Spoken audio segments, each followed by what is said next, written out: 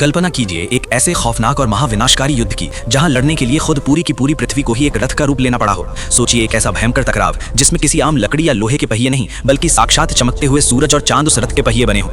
ये कोई हॉलीवुड की साइंस फिक्शन फिल्म का सीन नहीं है बल्कि हमारे शिव पुराण में दर्ज ब्रह्मांड का सबसे खौफनाक और सबसे बड़ा अंतरिक्ष युद्ध है।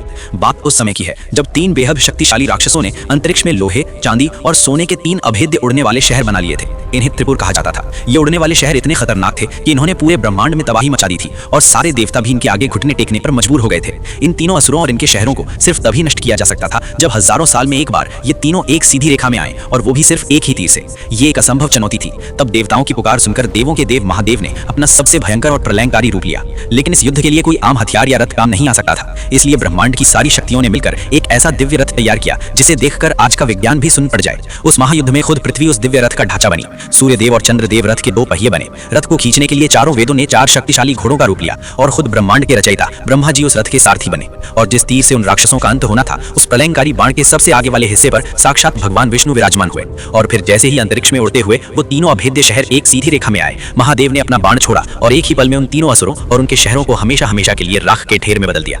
ये कहानी है महादेव के त्रिपुरारी अवतार और त्रिपुरासुर वध के उस महायुद्ध की। अगर आप भी महादेव और ब्रह्मांड की इस असीम शक्ति में विश्वास रखते हैं तो वीडियो को लाइक और शेयर करें। कमेंट में हर हर महादेव जरूर लिखना।